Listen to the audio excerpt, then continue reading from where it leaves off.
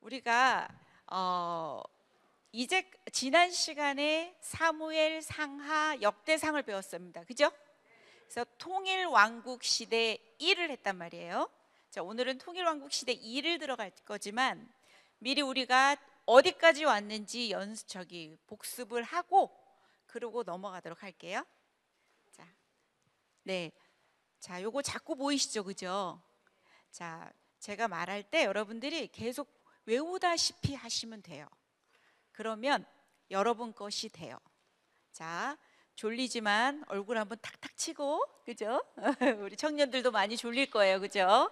자, 우리 창조 시대부터 갑니다. 우리 시대를 한번 해가. 그러니까 서론에서 딱 한 번만 다시 잡아줄게요. 제가 서론에서 성경 신학적 관점의 세 가지를 얘기했단 말이에요. 그죠? 우리가 이 배우는 것을 거기에다 잘 생각을 한번 해봐야 돼요. 첫 번째가 관점 1이 뭐라 그랬어요? 인간을 구원해서 어디에 가는 거죠? 에덴의 회복에 이르는 뭐라 그랬죠? 종말론적 구속의 역사. 저 흘러가는 게 바로 구속의 역사예요. 자, 두 번째는 무엇에 대해서 얘기했죠? 하나님 나라에 대해서 얘기했어요. 우리는 끊임없이 끝까지 하나님 나라를 바라보고 할 거예요. 세 번째는 뭐죠? 하나님 나라를 이루기 위해서는 어떻게 해야 된다고요? 정결한 삶. 어떻게 해야 된다? 섞이면 된다, 안 된다? 안 된다. 거기서 멈추는 게 아니라 어떻게 한다? 그리스도의 문화를 가지고 어떻게 해야 되죠? 변혁시키는 삶까지 가야 한다. 그래서 제가 세 가지를 생각하라 그랬어요. 머리로 그 구속의 역사를 알아요. 그 하나님 나라를 알고 우리의 가슴으로 여기고 삶으로 살아내는 데까지 가야 되는 겁니다. 그것을 생각하면서 말씀을 읽어 나가시면 우리의 성경 읽는 목표와도 동일해요. 우리가 지적으로만 할 것인가? 아니다. 가슴으로 내리고 삶에까지 내려서 우리가 능력 있는 하나님의 말씀으로 살아가는 거, 그것이 성경 읽기의 목표이자 여러분들이 수업을 듣는 목표가 되는 거예요. 자, 그러면 구속의 역사를 한번 위에 것만 생각을 해볼게요. 저거 보지 말고 얘기해 보세요. 첫 번째가 무슨 시대입니까? 창조 시대입니다. 두 번째는 족장 시대, 세 번째는 출애굽 광야 시대, 그 다음에는 가나안 정복 시대, 그 다음은 사사 시대, 그 다음은 뭐가 될까요? 통일 왕국 시대. 이렇게 되는 겁니다. 그래서 이 시대까지를 다 외웠죠? 다 외웠습니다. 자, 그러면 시대를 외웠고요. 위에 있는 것들이 시간이 지금 흘러가는 역사서들입니다. 자, 쉽게 외우려면은 요거는 또 어성경에서 그때 사모님이 하신 말씀입니다. 창출 민수 삿삼 왕으로 외우면 됩니다.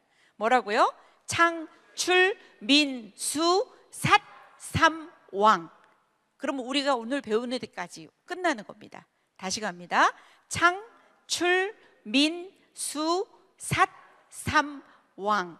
창이면 뭘까요? 창세기. 출이면 출애굽기. 민이면 민수기. 수는 여호수아. 삿은 사사기. 삼은 사무엘 상하. 왕은 열왕기 상하. 이렇게 되는 겁니다. 그래서 창출민수 삿삼왕. 시간이 흐르지 않는 게 밑에 보이죠? 뭐와 뭐가 보이죠? 레위기가 보이고 신명기가 보이고 뒤로 넘어가면 뭐가 있을까요? 룻기가 있을 거예요. 자, 한번 쭉 한번 훑어볼게요. 창조시대. 자세한 설명을 하다 보면 오늘 수업량도 또 많아서 또 많이 가지를 못할 거니까 제가 간단하게 여러분들이 외워서 머리에 딱 넣을 것만 생각을 합니다. 자, 창조시대에 창세기 1에서 11장까지는 무슨 역사를 나타낸다? 원역사. 네 가지 사건을 말해보세요. 잘하셨습니다. 족장시대 창세기 12에서 50장까지입니다. 4대 주요 인물을 얘기해보세요. 시작. 그렇죠. 아브라함이 중요한 이유는 뭐냐면 노답인 창조, 타락, 홍수, 바벨탑 끝으로 구체적인 프로그램, 구속 프로그램을 실시하시는 겁니다. 그러면 하나님 나라의 3요소 중에 아브라함, 이삭, 야곱, 요셉은 무엇을 만드는 작업이다? 백성을 만드는 작업이다. 여기서 끝납니다. 이제 출애굽 광야 시대에 출애굽기로 들어갑니다. 세 가지만 생각하랬어요. 뭐가 되겠죠? 구원, 율법, 성막입니다. 구원을 통해서 애굽에 두면 안 되니까 신분 세탁을 하는 겁니다. 맞죠? 하나님의 자녀로 신분을 세탁하는 겁니다. 우리 신분은 바뀌었지만 우리의 수준은 어떻다? 아주 바닥이다.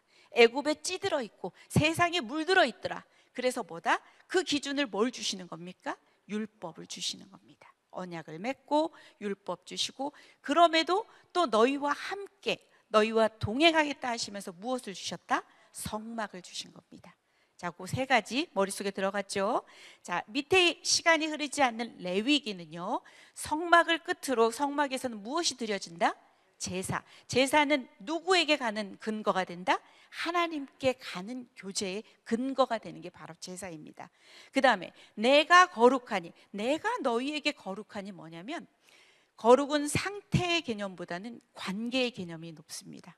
그래서 내가 너희에게 거룩하니까 너희도 나에게 거룩하라.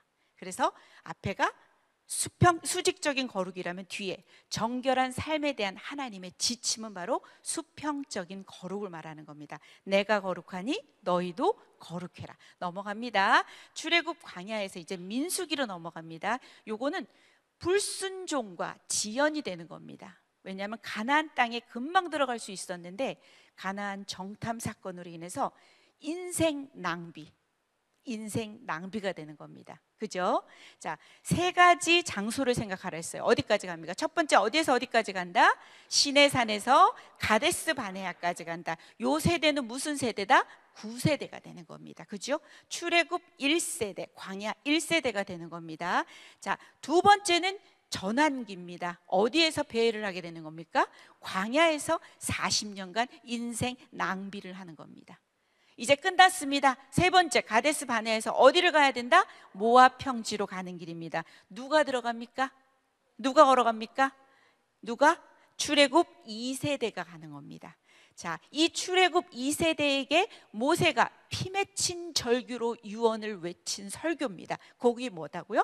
신신당부 신명기. 여러분, 모세오경이 다 끝나는 겁니다. 그죠? 자, 그럼 이제 어디로 가야 되겠습니까? 자, 가나안으로 들어가야 되죠. 왜냐하면 아브라함에게 무엇을 약속했죠? 사람 줄게, 백성. 두 번째 뭐 줬다? 땅 줄게. 그죠? 그 땅이 어디다? 가나안이다. 이제 사람이 바뀌었습니다. 누가 지도자가 되어서 들어갑니까? 여호수아가 지도자가 되어서 들어갑니다. 땅에 대한 이야기입니다. 자, 첫 번째 들어가면 무엇이 일어나겠습니까? 정복해야죠. 그죠? 그 땅의 백성들, 그 땅을 정복하라고 하나님께서 말씀하셨어요. 진멸하라는 명령을 내리셨어. 정복했어요. 두 번째 뭐 해야 되겠습니까? 분배를 해야 될 거 아닙니까? 세 번째는 뭐다? 권면이에요. 그렇죠. 여호수아의 유언적인 권면이 되는 겁니다. 오늘 나와 내 집은 여호와를 선택하는데 너희들은 어떡할래? 하면서 권면을 하는 겁니다. 너희들도 제발 여호와를 선택하고 그 삶을 살아주면 안 되겠니? 라고 권면하는 겁니다. 자, 가나안 정복 시대 여호수아를 넘었는데 이제 땅도 받았죠. 그죠? 그 전에 백성도 만들어졌죠. 여전히 하나님께서 주권자가 되어주셔서 통치하시면서 이까지 끌고 가십니다. 그럼에도 불구하고 이 시대는 어디로 넘어가게 된다고요? 사사시대. 성경은 어느 성경이 된다고요? 사사기가 됩니다. 자, 머릿속에 생각해 보세요. 사사기도 세 개로 나눴습니다. 첫 번째는 사사시대에 대한 배경 설명을 합니다. 자, 쫓아내지 못했다 또는 쫓아내지 아니하였다. 자, 여호와를 알지 못하는 다른 세대가 나오더라. 여호수아가 죽은 후에, 여호수아 때 살고 있던 장로들이 죽은 후에 다른 세대가 나오고 쫓아내지 못했던 것들이 가시가 되고 올무가 되어서 사사시대를 맞는 겁니다. 그러고 나서 두 번째는 뭡니까? 거듭 되풀이되는 반역입니다. 네 가지 생각합니다. 이 백성이 뭘 합니까? 죄를 짓습니다. 우상 숭배를 합니다. 두 번째, 그랬더니 옆에 쫓아내지 못했고 아니하였던 백성들이 이 사람들을 어떻게 하는 겁니까? 괴롭힙니다. 그래서 고통을 당하게 되는 겁니다. 세 번째, 고통당하는 자가 하나님께 할 수 있는 일은 뭐가 되겠습니까? 간구해야죠. 하나님 살려주십시오. 잘못했습니다. 살려주십시오. 라고 간구를 하겠죠. 그랬더니 하나님께서 사사를 주셔서 구원하십니다. 사사가 살아있는 동안에는 뭐다? 평안하지만 사사가 죽은 후에는 다시 어디로 돌아간다? 죄로 돌아간다. 그래서 앞에 있는 거듭이라는 얘기가 정말 중요해요. 그래서 뭐다? 거듭 되풀이되는 반역이다. 요거 외워두세요. 마지막 세 번째는 총체적으로 어떻다? 난맥상입니다. 요것만 기억하시면 됩니다. 레위의 직무유기, 이스라엘이 완전 난리가 난 겁니다. 그것을 우리는 6글자로 총체적인 난맥상이라고 합니다. 그럼에도 불구하고 이 사사시대를 배경으로 룻과 보아스가 만나서 오벳을 낳고 오벳이 이새를 낳고 이새가 다윗을 낳습니다. 맞죠? 앞으로 우리는 하나님은 왕정을 원하시진 않았어요. 하지만 이제는 왕정 시대가 열릴 거예요. 누구를 불러온다?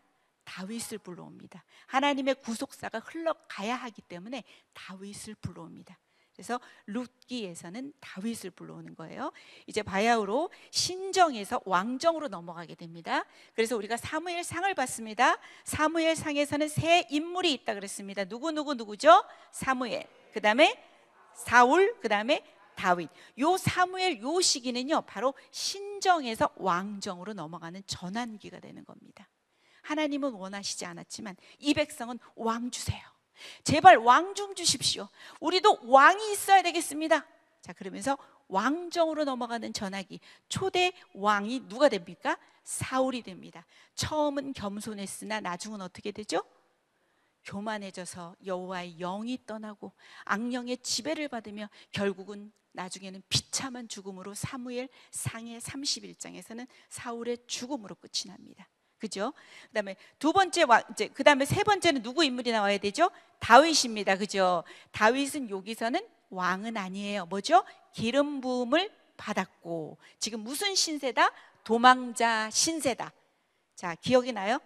자, 이렇게 세 개만 기억하시면 돼요. 인물이 누구다? 사무엘, 사울, 다윗이다. 이제 사무엘 하로 넘어갑니다. 사무엘 하는 온통 누구의 스토리가 된다? 다윗의 스토리가 된다는 겁니다. 기억납니까? 자, 그래서 1에서 12장까지는 다윗이 어떻게 되죠? 승승장구. 이렇게 사자성어를 외워놓으면 좋아요.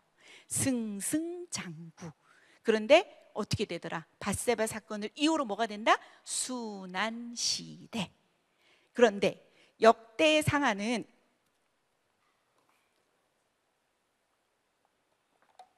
역대상하의 기록은요 저 뒤로 갑니다. 우리가 앞으로 포로기한 시대를 배울 거지만 저 뒤로 가는데 내용상 상당히 중복이 많이 됩니다. 그렇죠? 포로기한에서 돌아와 보니까 왕도 없고 도대체 우리는 멸치처럼 뼈대 있는 민족이 맞는가? 또 다윗의 그 언약은 지금까지도 유효한가? 이러면서 하니까 에스라 제사장, 그때 제사장 에스라가 아마 이것을 지었다고 추정을 합니다. 그래서 정통성과 정체성을 알기 위해서 가장 좋은 게 뭐다? 족보. 그래서 1에서 9장까지는 무엇을 한다? 족보. 자, 10에서 29장까지는 뭘 한다? 뭘 한다고요? 다윗의 예루살렘 정권에 대해서 얘기를 하는 겁니다. 그러니까 사무엘하와 역대상을 세트로 연결을 해 놓으세요. 되겠어요? 사무엘하가 역대상은 세트예요. 온통 다윗에 대한 이야기예요. 그러나 다른 점이 있다면 이 역대상하는요 성전 중심이 되는 거야. 우리가 그 포로를 갔다가 돌아와 보니까 정말 중요한 거는 하나님께 예배였더라. 그러면서 성전을 중시하고 예배를 강조하는 겁니다. 그러고 나서 오늘 들어갈 내용은 뭐냐면요, 이제는 한 왕이 누가 남았습니까? 솔로몬이 남았단 말입니다. 그래서 통일왕국 시대는 어떻게 보면 되냐면 사울 40년, 그 다음에 다윗 40년, 솔로몬 40년. 다윗은 헤브론에서 7년 6개월 플러스 예루살렘에서 33년, 그래서 40년. 조금 더 넘을 수 있지만 40, 40, 40으로 연결을 해놓으세요. 그럼 120년의 통일왕국 시대가 끝이 날 겁니다. 성경은 여기서 딱 끊어지면 괜찮은데 열왕기 상에서는 딱 11장까지만 솔로몬의 이야기가 나와요. 12장부터는 다음 주에서 배울 분열왕국을 들어갈 거란 말이에요. 그래서 오늘은 열왕기상의 1에서 11장까지. 사무엘 하에서 다윗이 11장에 밧세바 사건이 있었어. 젓가락장 기억하세요? 사무엘 하 젓가락장. 레위기에도 만마지지 젓가락장 생각나요? 사무엘 하의 11장 밧세바 사건. 열왕기 상에서도 이 솔로몬도 부전자전, 아버지 닮아서 11장 못 넘어가. 11장에서 끝나. 그래서 솔로몬의 40년 통치는 거기서 끝이 나는 겁니다. 그리고 내용이 똑같은 게 밑에 내려와 보니까 뭐더라? 역대 하에 몇 장에서 몇 장까지더라? 1에서 9장까지더라. 이렇게 잘라서 넣는 겁니다. 그 다음부터는 분열 시대로 들어가게 됩니다. 다른 점이 있다면 나중에 더 한번 반복을 해주겠지만, 역대기는요 정통 왕조를 다윗의 왕조밖에 안 봐요. 그래서 북왕조에 대해서는 얘기를 하지 않습니다. 온리 유다 왕조만을 강조하는 겁니다. 그러나 우리가 열왕기 상하에서는 이제는 위로 아래로 북과 남에 교차되는 왕조를 여러분들이 그래서 가장 힘들어하고 복잡하게 생각할 수 있는 분열 왕국 시대로 들어가게 될 겁니다. 그래서 오늘 열왕기상은 어디에서 어디까지다? 1에서 11장까지더라. 아버지가 11장을 못 넘었어? 아들도 못 넘어. 기억하면 됩니다. 둘 다 무슨 문제로 문제됐어? 이성의 문제로 문제가 됐단 말입니다. 맞죠? 다윗도 밧세바죠. 솔로몬이 이따 나오면 알겠지만 수많은 여자들을 거느립니다. 오늘 볼 거예요. 몇 명일까요? 처첩이 1000명입니다. 대단하죠? 부럽죠? 자, 그 다음에 역대하는 뭐다? 1에서 9장까지. 요것은 우리가 오늘 배우는 것은 무슨 왕에 대해서 본다? 솔로몬 40년 통치에 대해서만 보는 겁니다. 근데 밑에를 와보세요. 우리가 시편은 매일마다 한 편씩 읽어나가고 있습니다. 시편은 거의 절반이 다윗이 쓴 시예요. 다른 사람들도 있어요. 이따 살펴볼 거지만 시편 살펴봐야 돼요. 잠언은 누가 썼다고 말해요? 코헬렛이라고 나오나요? 코헬렛이라 나오나요? 잠언이 아니죠. 잠언은 솔로몬이죠. 전도서가 코헬렛이었나요? 그죠. 그래서 오늘 잠언, 그 다음에 전도서. 자, 아가도 누가 썼어요? 솔로몬이요. 그러니까 요 시대, 통일왕국 시대의 조 시가서들을 살펴보는 겁니다. 그래서 성경의 순서대로 나가지 않아요. 우리가 전통적인 성경의 구성대로 나가지 않고 이렇게 살펴볼 겁니다. 다시 한번 머릿속에다가 잘 생각을 하고 오늘 수업을 들어가셔야 헷갈리지가 않습니다. 오늘은 어느 왕을 볼 것이다? 솔로몬. 자, 열왕기 상에서 몇 장까지 볼 것이다? 11장, 젓가락장 생각하세요. 그 다음에 역대하는 어디까지 간다? 9장까지. 그래서 솔로몬의 40년 통치를 보고 그 외에 시편, 잠언, 전도, 아가까지 살펴보겠다. 그러니까 열심히 달려가야겠지요? 자, 그래요. 자, 보겠습니다.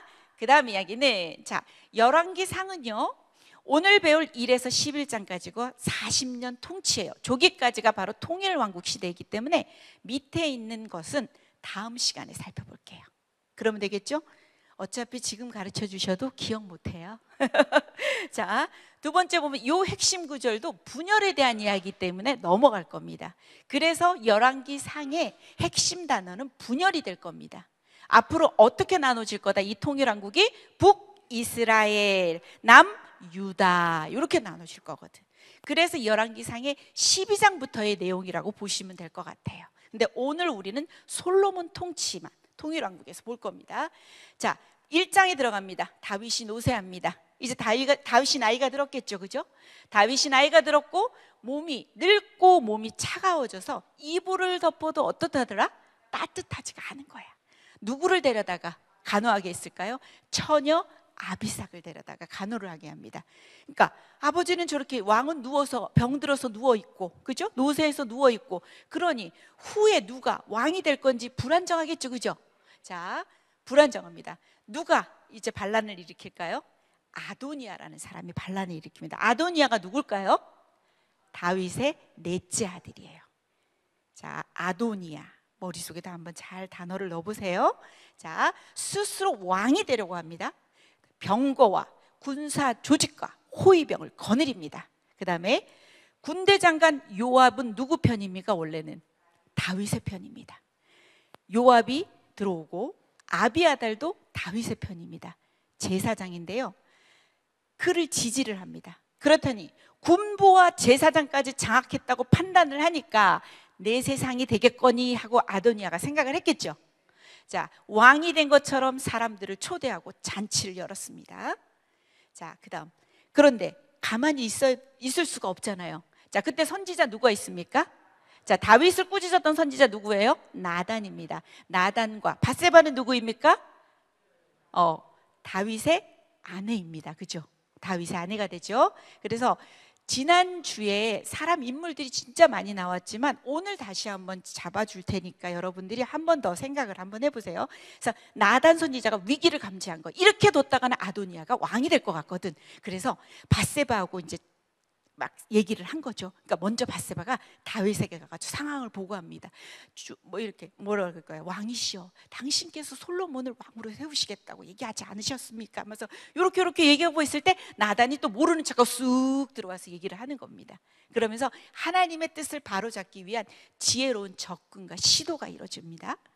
그 다음에 다윗이 결단을 합니다. 뭐라고 하죠? 다윗이 솔로몬을 왕으로 세우기로 선언을 합니다. 그리고 사독과 나단과 분하야를 부르고 명령을 합니다. 기온에 가서 기름을 부어서 공식적으로 즉위를 하게 만듭니다. 그래서 다윗의 결단. 그러니까 누가 이제 즉위가 되는 거죠? 솔로몬 왕 만세 하면서 외침과 기쁨의 분위기 속에서 솔로몬이 즉위를 하게 됩니다. 온 이스라엘이 솔로몬을 왕으로 받아들입니다. 그러니까 누가 충격을 받겠습니까? 아도니아 띵 충격을 받을 거예요. 그죠? 그러니까 두려울 거 아닙니까? 밑에 있는 말씀 한번 크게 읽어볼까요? 시작.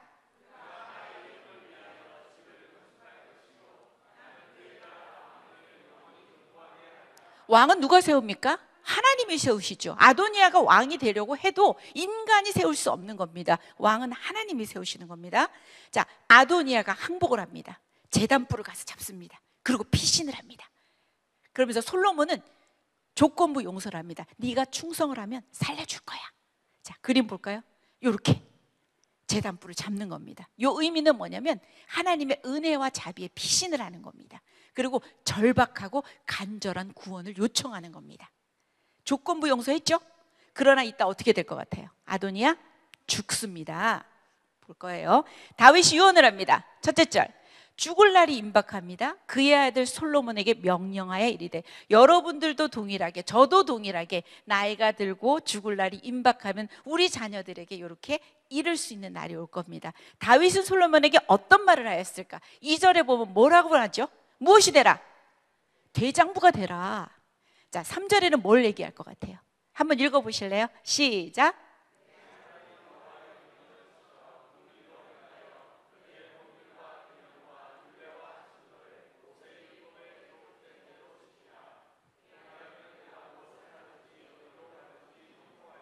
자, 딱 두 가지입니다. 첫 번째, 졸장부가 아닌 대장부의 삶을 살아라. 첫 번째, 무슨 삶을 살아라? 대장부로 살아라. 두 번째는 뭘 하라? 말씀대로 살아라. 우리도 아마 자녀들에게 할 수 있는 말은 이거밖에 없을 것 같습니다. 다윗이 하나님 마음에 합한 자였습니다. 그럼에도 불구하고 인간왕의 한계로서 죄를 짓고 나중엔 또 하나님께서 죄를 사하시고 은혜를 주셔서 회복되기도 하고 하지만, 그죠? 살아보니 무엇대로 사는 게 정답이더라? 말씀대로 사는 게 정답이더라. 아들에게 졸장부가 아닌 대장부의 삶을 살아라. 두 번째, 말씀대로 살아라. 자, 무슨 유산을 남깁니까? 말씀의 유산을 남깁니다. 어차피 우리 물질 유산 남길 것도 없죠.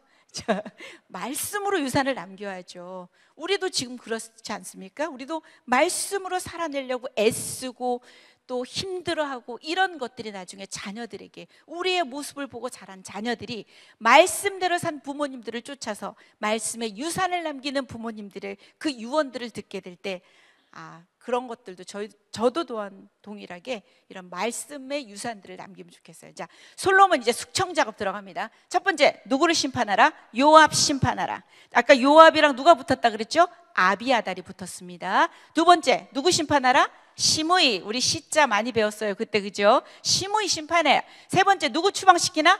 아비아달은 누구예요? 무슨 직분이죠? 제사장입니다. 네 번째는 누구냐? 아도니아, 다윗의 넷째 아들, 스스로 왕이 되려고 했던 사람입니다. 이렇게 숙청 작업 들어갑니다. 자, 따단딴딴. 요압은 누구인가? 글씨가 많지만 한번 쭉쭉 지나갈게요. 다윗의 누이인 스루아의 아들입니다. 그러니까 다윗의 조카가 되는 겁니다. 이 요압은. 그 다음에 형제가 있어요. 여러분이 사무엘 상하를 읽다 보면, 하를 읽다 보면 아비새도 나오고 아사엘도 나올 겁니다. 얘네들은 다 모두 다 뛰어난 전사들입니다. 자, 세 번째, 다윗의 군대 장관이었습니다. 헤브론 유다 왕 때부터. 그 다음에 네 번째, 아브넬을 암살을 합니다. 사울의 군대 장관인 아브넬, 사무엘 하의 2장에 가게 되면요, 그쪽에 보면은 아브넬과 누가 붙었죠? 이스보셋이 붙었어요. 사울의 가문을 일으키려고 아브넬과 이스보셋이 붙었고, 이제 다윗의 신복들과 요압이 있단 말이에요. 근데 이 아브넬이요, 저기 보면 2번에 보면 아사엘이 소개가 될 거야. 이 아사엘의 특징이 있습니다. 혹시 아는 사람? 엄청 빨라요. 들노루처럼 빠릅니다. 그래서 막 달리기를 하잖아요. 막 달려가면 신발에서 고무 냄새가 날 정도로 엄청 빨라요. 그래서 이 사람이, 아브넬이, 얘네들이 아브넬과 이스보셋이 한편이 됐고 다윗의 신복과 얘네들이 한편이 됐는데 사울 쪽이 진단 말이에요. 그러니까 이 아브넬이 도망을 가게 됩니다. 근데 이 아사엘이 어떻다고요? 엄청 빨라요. 완전 고무에 마치 탈 정도로 그 냄새가 날 정도로 달려가는데, 너무 달려가다 보니까 브레이크가 없는 거야. 아브넬이 오지 마라 아사엘아, 오지 마라, 다른 데로 가라, 다른 데 가서 잡아라 막 이러는데, 결국은 아사엘이 끝까지 쫓아가다가 아브넬의 창에 죽습니다. 그러면 누가 누굴 죽이게 된 거죠? 아브넬이 아사엘을 죽인 겁니다. 요압의 동생인 아사엘을 죽인 거야. 그러고 났더니 아브넬이 나중에는 다윗에게 평화를 하자고 찾아옵니다. 그런데 이 요압이 자기 동생을 죽여버렸잖아요. 그러니까 이 바로 아브넬을 딱 암살을 해버립니다. 그 사건은 사무엘 하에 나옵니다. 그 다음에 5번을 갑니다. 압살롬은 누굴까요? 다윗의 아들입니다. 압살롬도 죽입니다.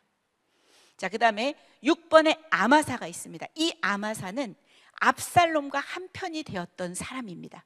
하지만 다윗이 용서를 하고 장군으로 삼습니다.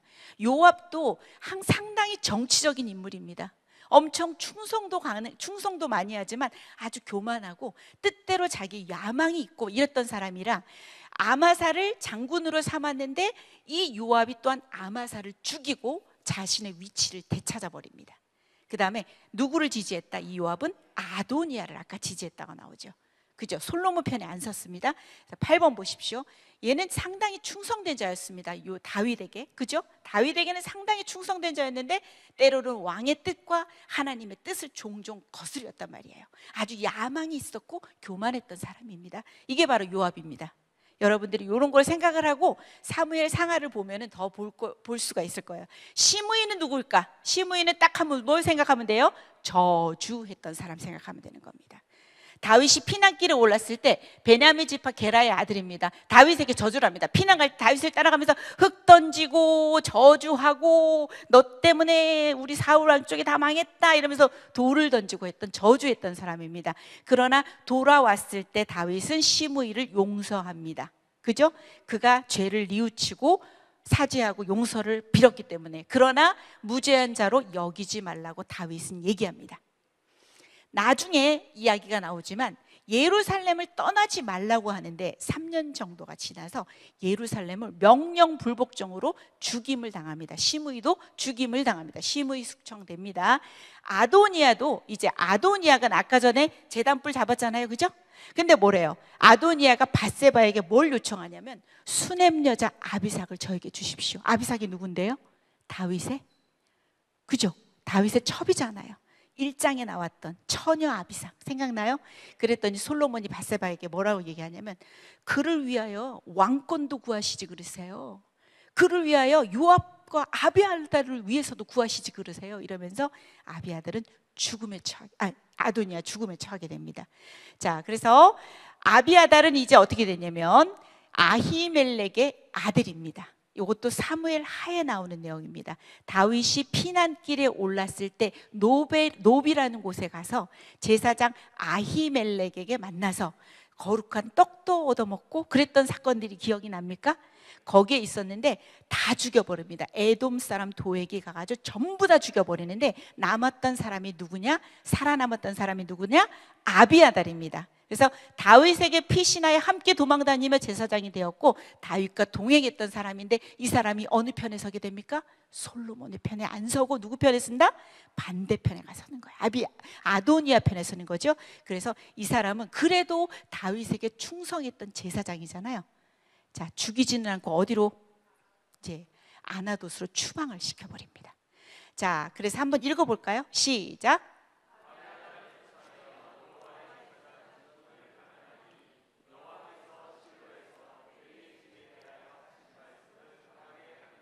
요거 이렇게 찾아보시면 될 거예요. 그대로 응하게 하시는 겁니다. 자, 은혜를 이제 베푸는 사람도 얘기를 합니다. 다윗이 얘기하는 거. 아까는 숙청할 대상들을 얘기했는데 은혜 베푸는 사람. 바르실레 생각나요? 자, 이 로션 바르실래요? 아, 촉촉해요. 바르실래요? 자, 바르실레가 마하나임에서 다윗의 피난길에 올랐을 때 공궤했던 사람입니다. 나이가 많아서 다윗이 바르실레한테 같이 가자 바르실레야 이랬더니 바르실레가 뭐라 말합니까? 저는 늙었고요, 우리 아들 김밥 아닌 김함을 좀 데려가 주세요 이러면서 그렇게 해서 내 상에서 먹는 자 중에 참여하게 하라 이러면서 높여줍니다. 은혜를 베풀 자에게. 그래서 바르실레는 마하나임에서 공개했던 사람이고 자신은 늙었으니까 아들 기맘을 부탁했던 사람입니다. 이런 사람에게 은혜를 베풀어라. 자, 3장으로 넘어갑니다. 그래서 1, 2장은 그렇게 생각하시면 됩니다. 지금 누가 나왔었죠? 아도니아가 나왔었어요. 그죠? 그거 생각하시면 돼요. 그리고 다윗의 유언 생각하면 됩니다.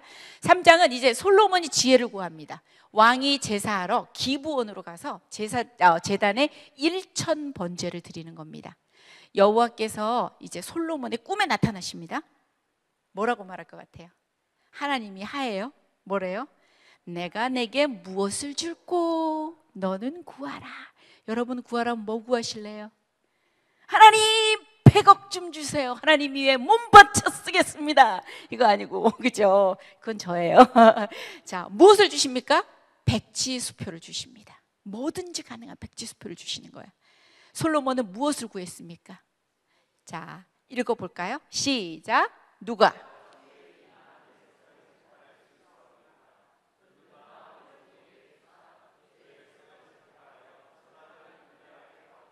자, 무엇을 구했습니까? 듣는 마음. 이 백성들을 재판할 수 있는, 선악을 분별하게 할 수 있는 그 지혜를 달라고 구문합니다. 그러니까 하나님 마음에 아주 쏙 들은 겁니다. 그죠? 자, 하나님 말하죠. 네가 부도 원수의 생명도 구하지 않고 오직 송사를 듣고 분별하는 지혜를 구했구나.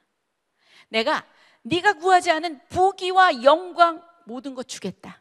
세상에서 너와 같은 자가 없을 것이다 라면서 말씀을 하십니다. 그래서 솔로몬의 재판 여러분 잘 아시죠? 그죠? 이야기는 너무나 잘 아는 얘기인데 한 집에 사는 두 여인이 각각 아들을 낳았습니다. 근데 하나들이 밤중에 죽죠. 어떻게 죽었어요? 깔려 죽었을까요? 네, 그러니까 자신의 죽은 아이를 살아있는 아이와 싹 바꿔치기를 합니다. 그죠? 그러니까 솔로몬, 이게 아마 재판이 너무 힘들었나 봅니다. 그러니까 솔로몬 앞에까지 왔겠죠, 이게. 그죠? 그래서 아이를 솔로몬은 말합니다. 뭐라고 해요? 아이를 둘로 나누어서 주라. 말이 됩니까? 그죠? 가짜 거짓 엄마는 뭐라고 해요? 아, 그래요. 우리 나눠요. 세상에 생명을 어떻게 나눕니까? 그죠? 이 거짓 어머니는 그렇게 얘기하고, 진짜 어머니는 뭐죠? 아이가 죽을까 봐 모든 거 다 포기하고 그냥 저 사람이 갖도록 해주세요. 아이의 생명만을 살려달라고 얘기를 하죠. 그러니까 뭐냐? 진짜 어머니를 알게 되고 그 다음에 아이를 돌려주는 사건입니다. 그래서 읽어보세요. 시작.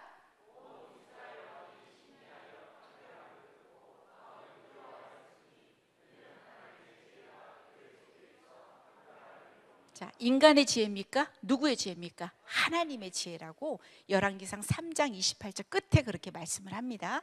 자, 솔로몬의 영화를 여러분들이 진짜 엄청난 영화를 보게 될 겁니다. 첫 번째 보면은 유다와 이스라엘의 인구가 바닷가에 모래같이 많게 됩니다. 어떻게 보면 아브라함 때 하나님께서 약속하신, 그죠?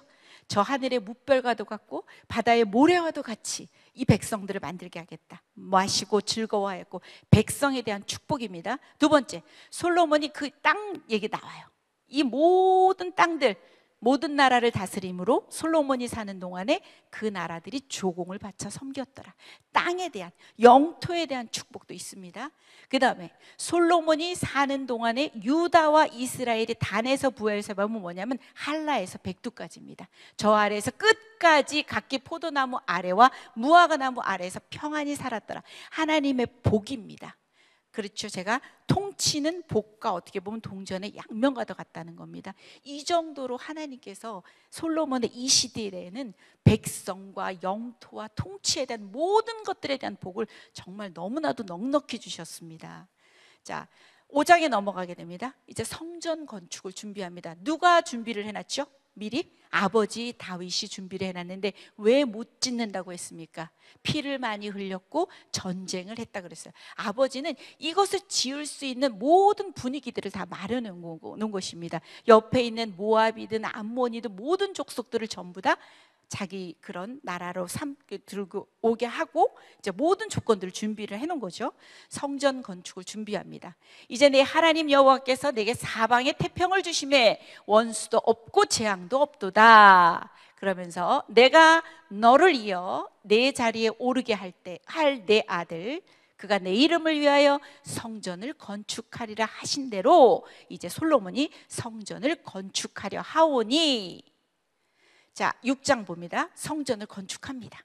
자, 총 7년에 걸친 대공사가 이루어집니다.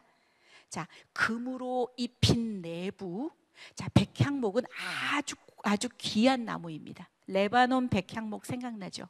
향도 나고요. 엄청나게 귀한 나무래요. 그런데 그것이 너무나 뽕나무처럼 흔할 정도로 아마 솔로몬의 시대 때는 엄청 대단했다고 해요. 백향목. 그다음 각종 보석들을 사용해서 바로 성전을 건축을 합니다.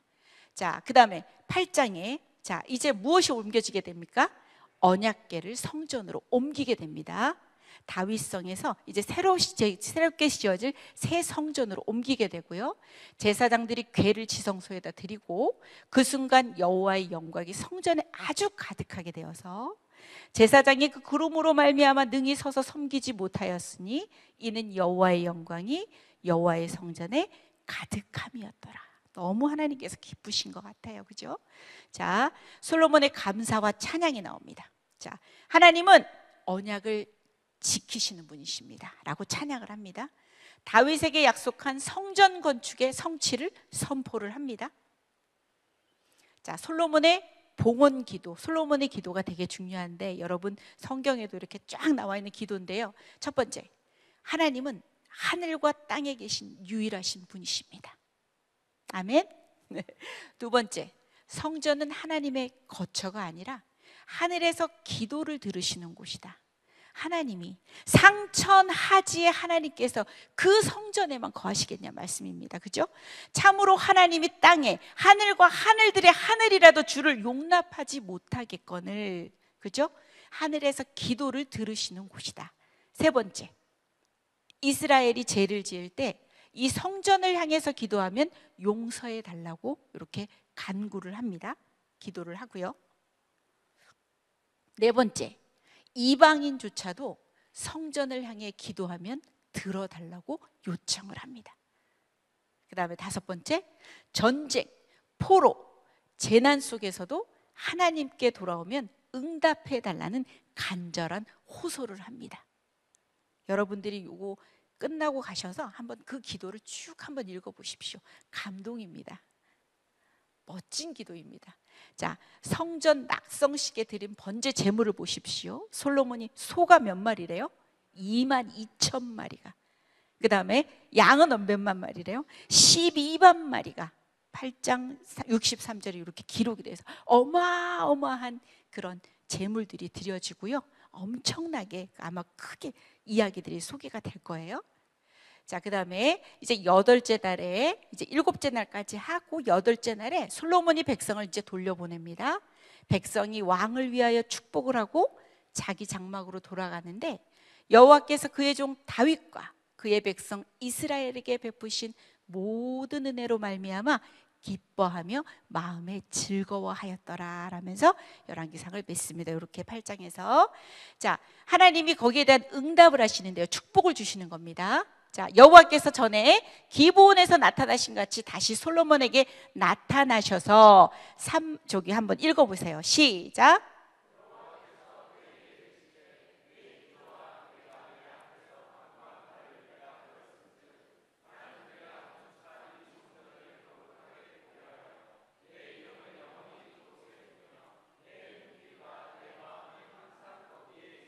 그렇죠. 내 이름 영원히 거기에 두겠다. 내 눈길과 내 마음이 항상 거기에 있겠다. 엄청난 축복이죠, 그죠? 자, 불순종에 대한 경고도 말합니다. 너희들이 우상 숭배하지? 너희들이 하나님 계명 어기지? 성전도 버림받을 거고 백성도 이방인들 앞에서 웃음거리와 조롱거리가 될 것이라고 경고하십니다. 경고대로 그렇게 됩니다. 축복에서 끝나면 좋은데 불순종에 의한 그 경고에도 불구하고 그 백성들은 그 길을 갑니다. 자, 엄청납니다. 지금 솔로몬의 지혜가 아주 세상에 소문이 자자하니까 누가 찾아옵니까? 10장에는 스바 여왕이 방문을 하게 됩니다. 솔로몬의 명성이 자자하고 여호와의 이름에 관한 소문을 들으니까 어려운 질문으로 이 솔로몬을 시험하려고 예루살렘에 온 겁니다. 그래서 솔로몬이 대답을 잘했을까요? 네, 온 질문에 대답을 합니다. 근데 여왕은 막 눈이 희둥그레져서 놀라는 거야. 궁중의 질서와 신하들의 복장을 보고 성전의 제사들을 보면서 아주 크게 감명을 받습니다. 그래서 이렇게 말합니다. 내가 들은 말은 참으로 진실이었고 실제로 본 것은 그보다 더하다 하면서 여호와를 스바 여왕이 찬양을 합니다. 자, 솔로몬의 재산과 지혜를 한번 살펴볼게요. 엄청납니다. 10장에 가면 여러분들이 열왕기상 10장에 가게 되면 솔로몬의 재산과 지혜가 엄청나다는 것을 보게 됩니다. 금과 재산을 한번 볼게요. 자, 1년 연봉이 얼마가 될까요? 1년 연간 수입이 얼마가 될까요? 금 666달란트입니다. 자, 톤으로는 몇 톤이 된다고요? 약 23톤이래요. 자, 방패를 금으로 만들면 소용이 있습니까? 그죠? 방패를 금으로 만들면 어떨까요? 저는 싸움을 안 해봐서 모르지만 금으로 방패를 만든다는 것은 글쎄 실용적인 면에서는 별로일 것 같은데 그 정도로 금이 많았다는 겁니다. 금 방패 만들었고요. 상화는 뭡니까? 코끼리 요거 생각나세요? 요거 가지고 상하 보호자를 만듭니다. 그 다음에 순금으로 다 그릇을 만들고 아주 화려한 장식들이 대단합니다. 그리고 은은 아주 돌같이 흔해가지고 가치 없는 것들로 여겨질 정도로 은은 아주 흔해서 쳐다보지도 않았다고 말합니다. 그 다음에 백향목이 철레바논 백향목은 엄청나게 좋은 나무이고 귀한 겁니다. 그런데 아주 뽕나무같이 너무도 흔해서 뽕나무같이 여길 정도로 저렇게 금과 재산이 아주 많았던 솔로몬입니다. 자, 무역에서도 보면 히람의 배들과 연합하여서 오빌에서 금과 은과 상아와 원수기와 공작과 모든 것들을 이렇게 수입을 합니다. 병거와 마병을 보십시오. 병거가 몇 대래요? 1400대. 마병은 몇 명이래요? 12,000명. 자, 병거 한 대는 얼마래요? 은 6,000세겔에 해당하는 거고 말 한 피는 얼마래요? 150세겔. 자, 한번 돌아가 봅시다. 신명기 17장에 보면은 왕이 하지 말아야 될 것들이 있었어요. 뭐가 있었죠? 여자를 아내를 많이 두면 안 돼. 두 번째 뭐죠? 은금을 많이 가져도 안 되잖아. 그죠? 병마도 많이 두면 안 돼. 다윗은요 넘칠 때는 말의 뒷발 힘줄을 잘라가지고도 그죠? 이렇게 절단을 하고 그랬는데 솔로몬은요 엄청나게 병마를 둡니다. 아내도 몇 명이라고요? 처첩이 1000명이었더라. 은과 금이 너무도 흔했더라. 그죠? 17장에 보면 신명기 17장에 율법의 등사본을 옆에다 두고 그것을 꼭 기억하면서 언약을 그 율법을 생각하면서 살아라 그랬는데 솔로몬은 나중에 가게 되면 솔로몬의 오늘 빛 앞에서 보는 성전을 짓고 성전을 낙성하고 감사기도를 드리고 이런 밝은 측면의 빛의 어떤 측면이 있다면 뒤로 갈수록 뭐냐? 어두운 그림자입니다. 시작은 정말 좋습니다. 근데 나중에 가게 되면 우리가 11장에 가게 되면 엄청나게 그냥 타락을 하게 되는 거죠. 자, 지혜도 한번 보십시오. 오늘 우리 잠언 배울 건데 잠언을 몇천 가지를 지었다고 말해요? 3000가지를 지었다고 말해요.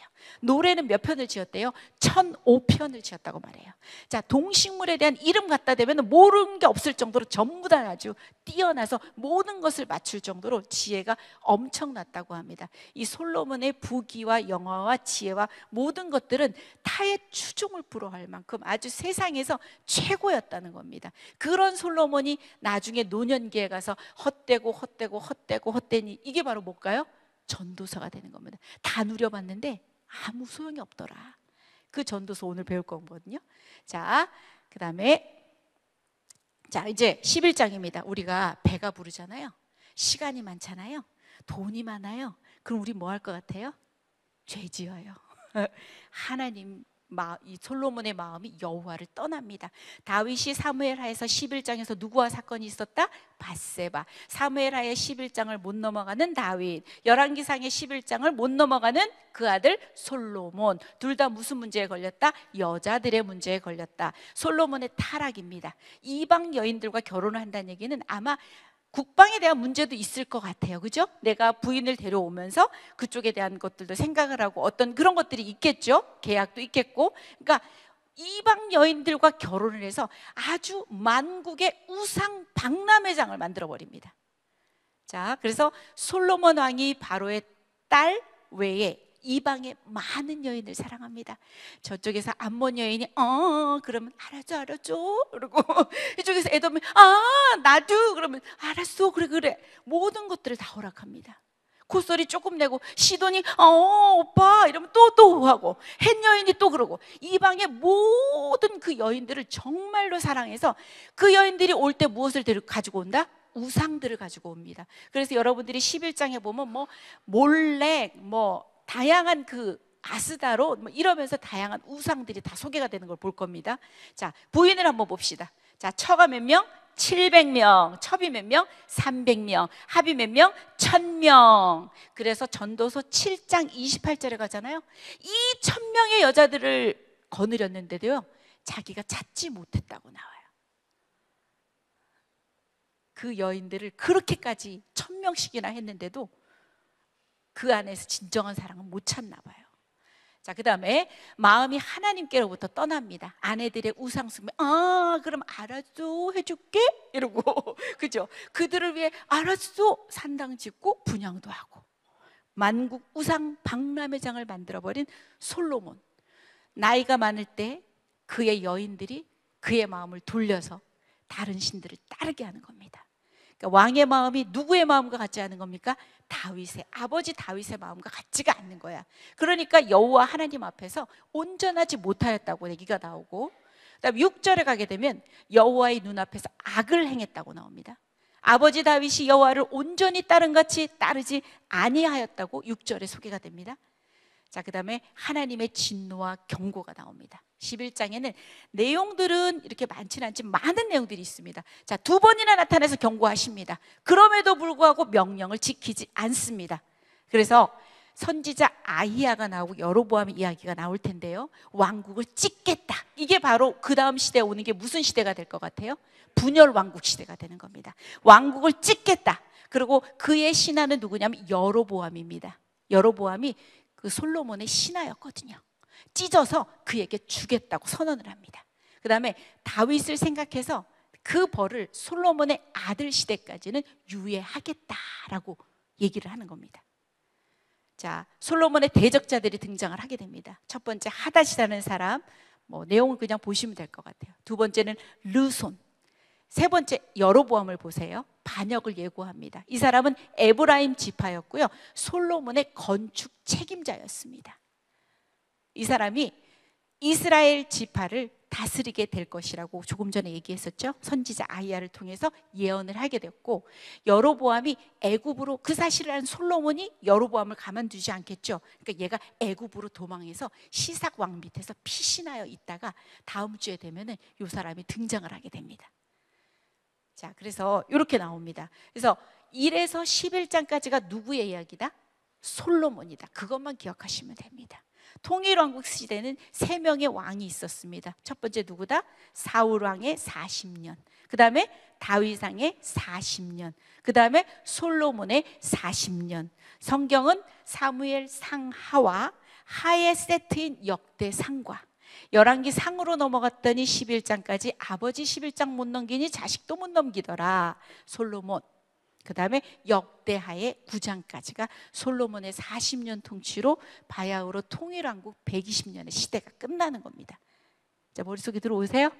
자, 이야기는 스토리로 되어 있기 때문에 여러분들이 성경을 읽어가면서 보면은 재밌을 거예요. 그래서 그렇게 나올 거고요.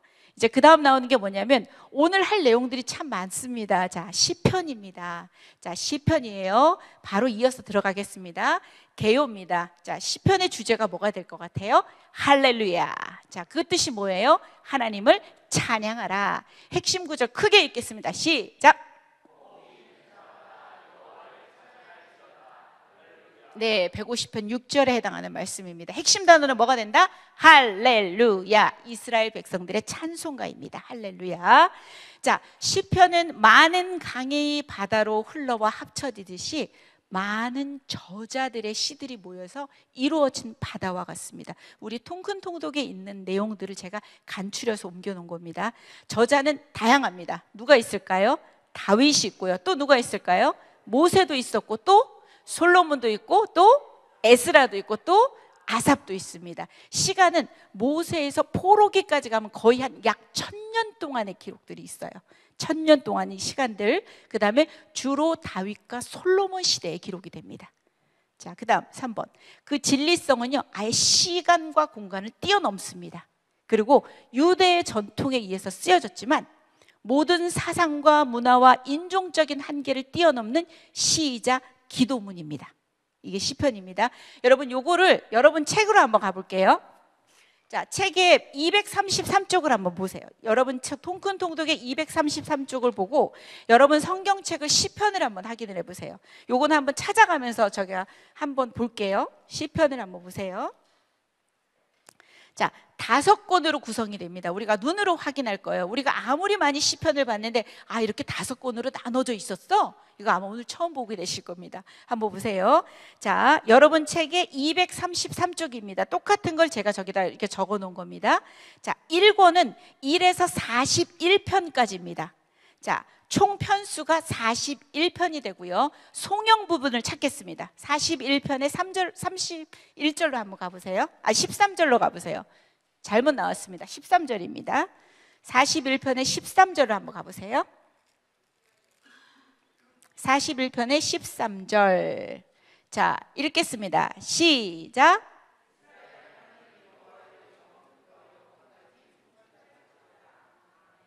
아멘. 그 밑에 몇 권이라고 나와요?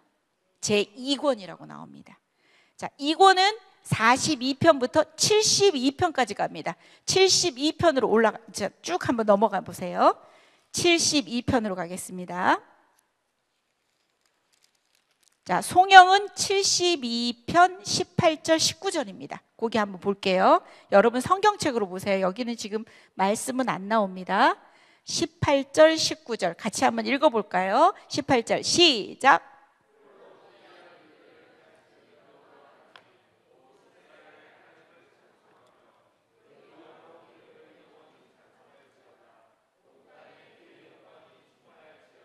아멘, 아멘. 그리고 밑에 몇 권이라고 나와요? 제 3권이 나옵니다. 자, 3권은 73편부터 어디까지 가야 되냐? 89편으로 이동해 주세요. 89편. 여러분들 성경책을 자꾸 즐겨보시면서 펴보시면서 성경이 자꾸 이렇게 부풀어 올라야 돼요. 성경을 안 본 사람은 성경이 쫙 달라붙어 있거든요.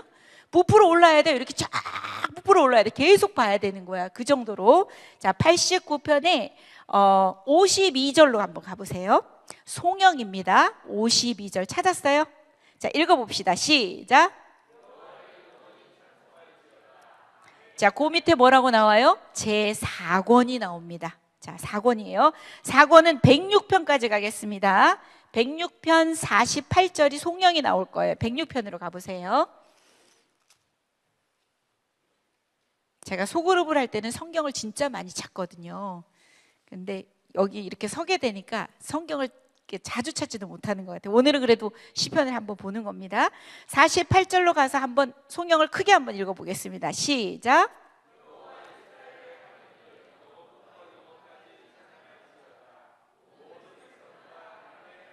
자, 그 밑에 몇 권이라고 나옵니까? 제5권이라고 나옵니다. 5권은 끝까지 됩니다. 여러분 끝으로 한번 가보십시오. 시편이 몇 편까지 있다?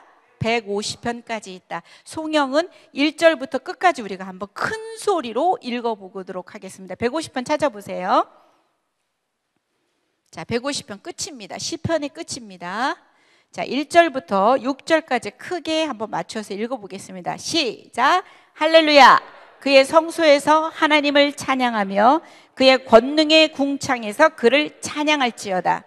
그의 능하신 행동을 찬양하며 그의 지극히 위대하심을 따라 찬양할지어다. 나팔 소리로 찬양하며 비파와 수금으로 찬양할지어다. 소고치며 춤추며 찬양하며 현악과 퉁소로 찬양할지어다.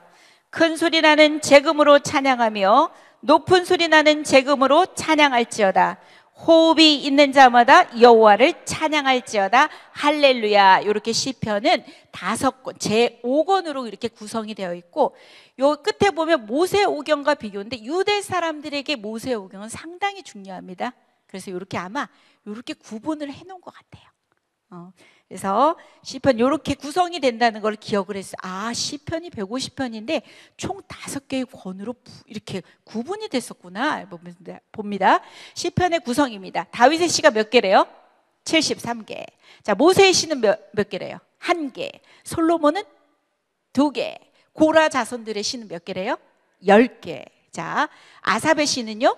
12개. 그 다음에 헤만은 1개. 그 다음에 에다는 1개. 그리고 50편은 작자 미상이래요. 그래서 이걸 뭐라고 한다? 고아시편이라고 한대요. 이렇게 해서 150편이 구성이 된대요. 그러니까 전체적인 개요니까 그냥 한번 보고 지나가시면 될 것 같아요. 시편의 유형에 시들이 종류가 나와요. 이것도 한번 그냥 살펴볼게요. 찬양시입니다. 찬양시는 누구를 찬양할 것 같아요? 하나님을 찬양하는 겁니다. 시편 8편 혹시 여러분 기억나세요? 여호와 우리 주여, 그거 나오는 거 아니에요? 주의 이름이 온 땅에 어찌 그리 아름다운지요. 시편을 가지고 찬양한 곡들이 정말 많습니다. 자, 이렇게 되고요. 탄식입니다. 시편에는 찬양만 있는 게 아닙니다. 나의 괴로움, 슬픔, 문제, 모든 것들을 탄식으로 올려드릴 수가 있는 겁니다.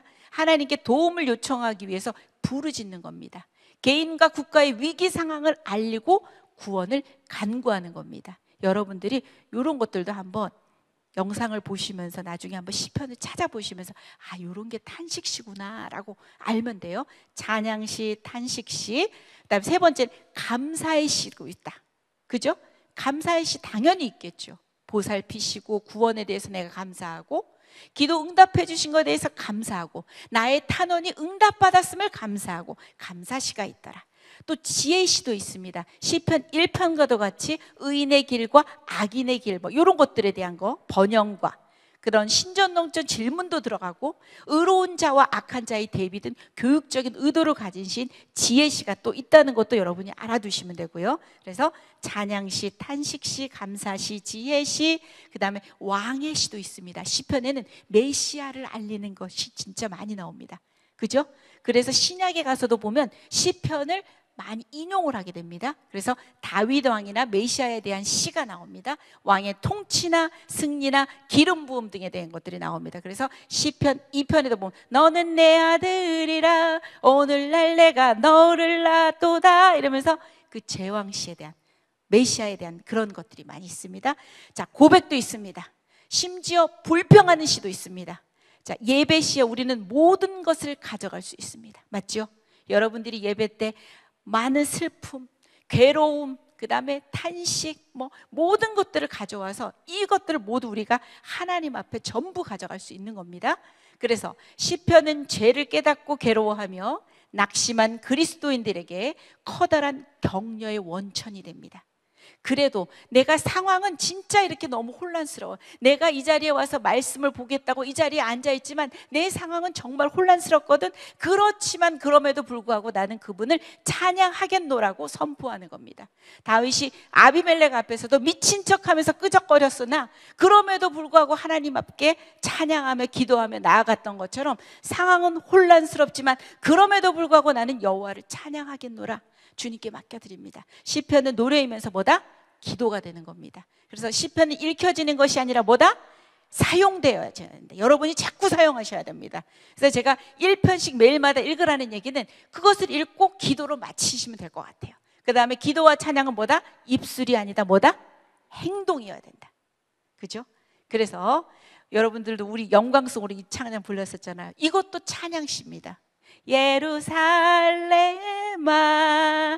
여호와를 찬송할지어다. 내 하나님을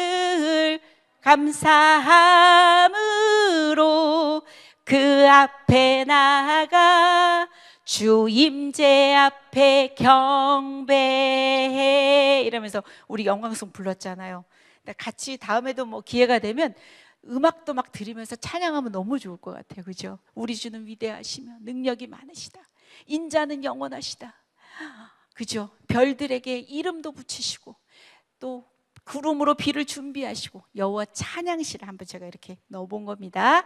자, 구약의 어느 책보다도 메시아에 대한 언급이 가장 많다. 자, 여러분 가장 사랑받는 책 뭐다? 시편 23편 뭘까요? 시작. 여호와는 나의 목자시니 내게 부족함이 없으리로다. 그가 나를 푸른 풀밭에 누이시며 실만한 물가로 인도하시는도다. 그 다음 내 영혼을 소생시키시고 자기 이름을 위하여 의의 길로 인도하시는도다. 내가 사망의 음침한 골짜기로 다닐지라도 해를 두려워하지 않을 것은 주께서 나와 함께 하심이라. 주의 지팡이와 막대기가 나를 안위하시나이다. 그 다음 또 뭐가 되죠? 주께서 내 원수의 목전에서 내게 상을 베푸시고 기름을 머리에 부으셨으니 내 잔이 넘치나이다. 내 평생의 선하심과 인자심이 반드시 나를 따르리니 내가 여호와의 집에 영원히 살리로다. 시편 23편. 이런 건 좀 외우세요. 그렇죠? 이런 걸 외워놓으십시오. 얼마나 좋습니까? 우리가 진짜 사망의 음침한 골짜기를 다닐 수 있지만 주께서 나와 함께 하시기 때문에 내가 그럼에도 불구하고 이 길을 갈 수 있습니다. 시편은 사용되어져야 한다. 그죠? 자, 그 다음에 위대한 창손시는 3편, 103편, 104편 여러분 찾아보시면 될 것 같고요. 하나님의 속성을 잘 나타내는 장은 시편 139편이 있대요. 가장 긴 시편이 뭐다? 119 기억하시면 돼요. 176절이나 돼요. 가장 짧은 시편은 뭐다? 107편에 2절밖에 안 돼요. 자, 그 다음에 깊은 개인적 고백장, 우리 지난번에 찬양으로 불렀죠. 뭐죠? 정결한 마음 주시옵소서. 오 주님, 정직한 영을 새롭게 하소서. 다윗이 밧세바 사건 이후에 불렀던 그 찬양 곡이에요. 그 다음에 토설기도는 109편입니다. 내가 정말 너무나도 그 사람이 미운 거야. 그 사람이 정말 막 거기에 대한 그 저주에 대한 이야기들도 있습니다. 그게 그 사람한테 직접 하는 게 아니라 내가 진짜 그 문제를 가지고 하나님 앞에 나가서 그것을 쏟아놓는 겁니다. 하나님 안에서 안전하죠. 누군가 다른 사람한테 가서 하면 안 되겠죠. 그죠? 우리는 이 시편을 우리의 모든 어떤 상황들을 모두 다 하나님께 가져갈 수 있다는 것을 시편이 말해줍니다. 자, 누구의 신발을 신으래요? 어떻게 하래요? 하나님께 나아가는 여러분들이 되었으면 좋겠습니다. 시편을 자주 이용해 주세요. 그렇죠? 우리가 찬양시가 우리 쉽지 않잖아요. 우리는 기도할 때 어떤 기도를 많이 합니까? 대부분 우리가 뭘 받았으면 좋겠다는 기도를 많이 하잖아요. 그런데 이런 찬양시를 이용하고 시편을 이용하면 우리가 하나님을 높일 수 있는 겁니다. 우리 그런 성정상 우리는 우리 원하는 것만 구할 수밖에 없습니다. 근데 이 시편을 이용하는 여러분들이 되었으면 좋겠습니다. 자, 잠언으로 넘어가 보겠습니다. 좀 빠른가요? 자, 오늘 내용이 좀 많죠, 그죠? 근데 이게 좀 대략적인 것만 여러분들이 아시고 읽어내시면 돼요. 이 삶에 집약된 어떤 이 지혜를 어떻게 여러분들이 10분 만에 이것들을 다 알겠습니까? 그죠? 이건 여러분들이 성경을 읽기 위한 제가 길라잡이를 하는 겁니다. 그래서 삶의 실천적인 지혜를 나타내는 게 잠언이에요.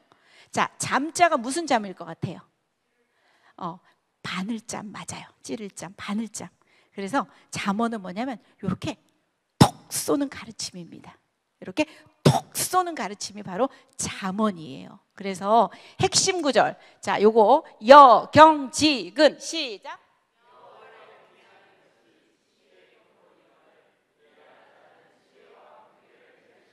그래서 우리는 요거를 네 자로만 외우면 됩니다. 여경지근 시작. 자, 요거만 머릿속에 기억하세요. 여호와를 경외하는 것이 지식의 근본인 것을 미련한 자는 지혜와 훈계를 멸시하느니라. 자, 요거 한번 외워볼게요. 자, 여호와를 경외하는 것이 지식의 근본이거늘 미련한 자는 지혜와 훈계를 멸시하느니라. 다시 한번, 여호와를 경외하는 것이 지식의 근본이거늘 미련한 자는 지혜와 훈계를 멸시하느니라. 다시 한번요, 보지 않고 합니다. 시작. 여호와를 경외하는 것이 지식의 근본이거늘 미련한 자는 지혜와 훈계를 멸시하느니라. 잠언 1장 7절 말씀입니다. 여경지근, 머릿속에 탁 기억하세요. 여경지근, 뭐라고요? 여경지근. 다시 한번 시작. 여호와를 경외하는 것이 지식의 근본이거늘 미련한 자는 지혜와 훈계를 멸시하느니라. 여경지근이 정말 중요하다고 얘기하는 겁니다. 여호와를 경외하는 것이 지식과 지혜의 근본이라고 얘기하는 겁니다. 외워두십시오. 미련한 자는요, 그런 지혜와 훈계를 멸시한다고 나옵니다. 자, 이것도 말씀 읽어보겠습니다. 시작. 너는 마음을 다하여 여호와를 신뢰하고 내 명철을 의지하지 말라. 너는 범사의 글을 인정하라. 그리하면 내 길을 지도하시리라. 선포하는 겁니다. 여러분들이 선포하고 사용하십시오. 여러분의 말씀이 될 수 있도록. 그 다음에 핵심 단어는 뭐가 된다? 지혜가 되는 겁니다. 지혜란 일상의 삶 속에서 이루어지는 하나님을 두려워하는 거예요. 그러니까 공포가 아닙니다. 거룩한 두려움입니다. 하나님의 위대하심과 그 거룩하심 앞에 겸손히 엎드리는 태도입니다. 그게 경외입니다. 하나님이 두려워서 공포가 아니라 그 위대하심과 거룩하심 앞에 내가 겸손하게 엎드리는 거, 그걸 경외라고 말합니다. 자, 그 다음에 잠언의 구성은요, 요거 그냥 한번 살펴볼게요. 여러분이 책을 읽을 때 한번 도움이 되는 건데 좀 이렇게 따분할 수는 있지만 한번 넘어가 볼게요. 자, 1에서 9장까지가 거의 서론과 지혜에 대한 이야기가 많이 나와요. 지혜의 중요성에 대한 이야기가 나와요. 잠언이 몇 장까지 돼 있죠? 31장이에요. 나중에 여러분 저랑 통독을 마치시고 잠언을 그래도 31장까지 있으니까 하루에 한 장씩 묵상을 하고 실천하면 한 달에 31장을 끝낼 수가 있는 거예요. 오늘 우리 책에서도 그렇게 소개를 해요. 이거는 지혜를 한순간에 모든 걸 할 수가 없는 거예요. 수없이 많은 시간들을 지나면서 압축됐던 지혜이기 때문입니다. 그다음에 두 번째는 뭐냐면 22장까지는 솔로몬의 잠언에 대한 이야기들이 나와요. 여러분들이 잘 보는 이렇게 이중대조형의 구조들을 볼 수 있을 거예요. 지혜로운 자는 그러나 미련한 자는 이런 식으로 나올 거예요. 그래서 실생활에 적용 가능한 짧은 경구들이 나올 거고요. 세 번째는 지혜자의 말씀들이 나올 거예요. 24장까지 나오는데 30가지 지혜의 말씀, 더 많은 지혜자들의 말씀이라서 지혜자의 말씀이 소개가 되고, 이거는 그 쭉쭉 한번 여러분 눈으로 보시면 돼요. 네 번째는요, 히스기야 시대에 편집된 솔로몬의 잠언에 대해서 소개가 나올 거예요. 그래서 왕과 신하, 분노 조절에 대한 이야기, 논쟁이나 리더십 관련된 교훈들이 많고요. 그다음에 다섯 번째, 여러분들이 잠언을 읽다 보면 아굴이라는 그 이름이 나올 거예요. 30장에 가면 아굴의 잠언이 나와요. 지혜자 아굴의 고백과 관찰. 그 다음에 여섯 번째 가면 르무엘 왕의 잠언이 나와요. 그래서 르무엘의 어머니가 가르친 교훈이에요. 그래서 현숙한 여인에 대한 찬양으로 마무리가 되는 겁니다. 유대 그 경전에는 이 잠언 뒤에 누가 올 것 같아요? 현숙한 여인으로 누가 올 것 같아요? 누가 올 것 같아요? 여러분이 잘 아는 현숙한 여인 누구 있어요? 아마 루시 올걸요? 그럴 것 같은데요. 자, 잠언의 특징입니다. 1번 여러분들이 크게 한번 읽어주세요. 시작.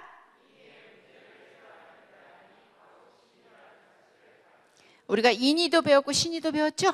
자, 두 번째 읽어주세요. 시작. 자, 넘어갑니다. 세 번째요. 인생은 두 갈래의 길이 있습니다. 인의의 길이 있고 신의의 길이 있고 멸망의 길이 있고 영생의 길이 있고, 이런 길의 상세한 설명들을 잠언이 말해줍니다. 네 번째는요, 읽어보세요. 시작.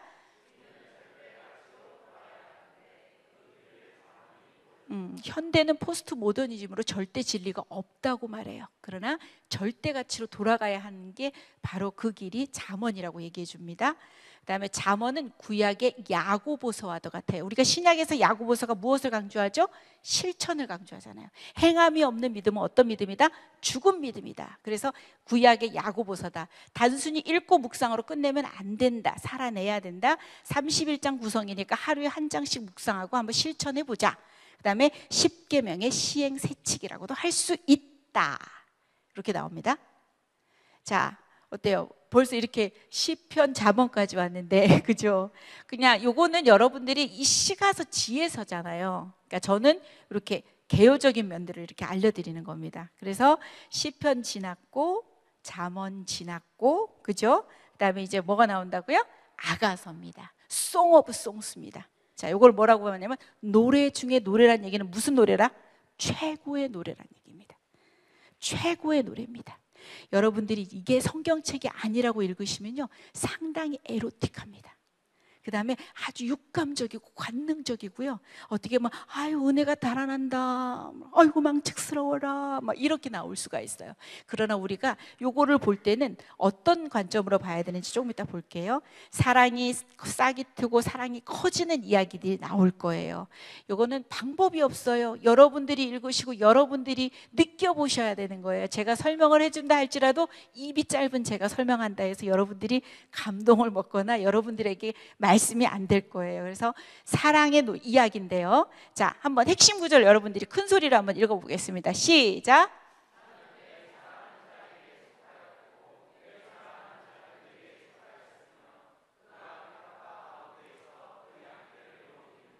핵심 단어는 뭐가 된다고 나와요? 내 사랑이에요. 로맨틱한 사랑을 노래한 책이에요. 나의 사랑이라는 그게 20번 이상이나 나온대요. 사랑에 대한 이야기예요. 사랑. 그래서 노래 중에 노래고요. 솔로몬의 아가라고 1장 1절에 딱 나와요. 저자죠. 6월절에 읽는 책이에요. 왜 6월절에 읽을까요? 6월절이 뭐 하는 날이에요? 우리가 패스오버 생각이 나죠? 왜냐하면 구원을 통해서 이제 하나님과 나와의 관계가 새롭게 시작하는 겁니다. 그래서 6월절에 읽는 책이고요. 누구와 누구 사이의 사랑 이야기일까요? 솔로몬과 술람미 여인 간에 있었던 사랑을 묘사하고 있고요. 하나님이란 단어는 한 번도 등장하지 않는데요. 그러나 하나님의 사랑을 도처에서 상징하고 있습니다. 자, 영적으로 상징적으로 해석하는 것만 여러분이 기억하세요. 요 아가서는요 여호와와 그분의 백성에 대한 진한 사랑 이야기를 얘기하는 거예요. 그 다음에 그리스도와 그분의 교회에 대한 사랑 이야기를 하는 겁니다. 하나님이 여러분을 얼마나 사랑하시는지, 이 부부간의 비밀스러운 이런 사랑보다도 더 진한 하나님의 사랑 이야기를 표현할 수 없으니까 거기까지 가는 겁니다. 자, 그거만 기억하고 계시면 될 것 같아요. 아가서는 하나님이 자기 백성에 대한 진한 사랑 이야기구나. 그리스도가 자신의 신부인 교회에 대한 그 사랑 이야기구나. 그래서 노래 중에 노래고 최고의 노래가 되는구나. 그것만 머릿속에 기억하시고 6절을 딱 보면은 너는 나를 도장같이 마음에 품고 도장같이 팔에 두라. 너는 내 신분, 소유, 도장이란 얘기는 신분, 소유 이런 거거든요. 내 거다. 너는 내 거다. 너는 내 거다. 그러면서 7절에 보니까 사랑은 죽음같이 강하고 죽음보다 더 강합니다. 그리스도는 자신이 죽으시면서까지도 우리를 사랑하셔서, 그죠? 그 사랑하셔서 죽음보다 강하죠. 질투는 수월같이 잔인하며 불길같이 일어나니 그 기세가 여호와의 불과 같으니라. 문학적인 표현이라 좀 이해가 되지 않는 부분들도 있어요. 그래서 여러분들이 차분히 시간을 갖고 음미하시면서 이거를 문학적인 작품들을 보시는 게 되게 중요할 것 같아요. 그래서 우리 고린도후서 11장 2절을 한번 읽어볼게요. 시작.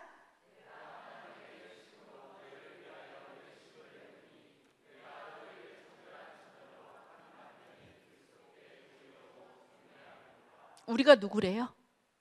정결한 뭐래요? 처녀로 남편이 누가 되신대요? 그리스도가 되시는 겁니다.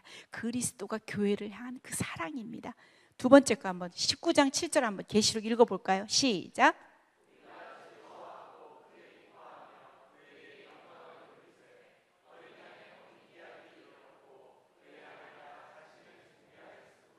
우리가 누구라고 자꾸 얘기해요? 우리는 그의 신부라고 얘기하는 겁니다. 그죠? 할렐루야 전능하신 주가 다스리네. 찬양 생각나요? 우리 함께 기뻐해 주께 영광 돌리세. 어린 양의 혼인 잔치와 신부가 준비되었네. 우리 누구라고요? 바로 우리는 신부라는 거예요. 그리스도께서 우리를 신부로 하시는 거예요. 정결한 처녀로 한 남편인 그리스도께 드리려고 중매한다라는 고린도후서 말씀도 있었죠. 그다음 로마서 8장 38절 39절 잘 아시는 내용이지만 크게 선포하면서 읽어보겠습니다. 시작.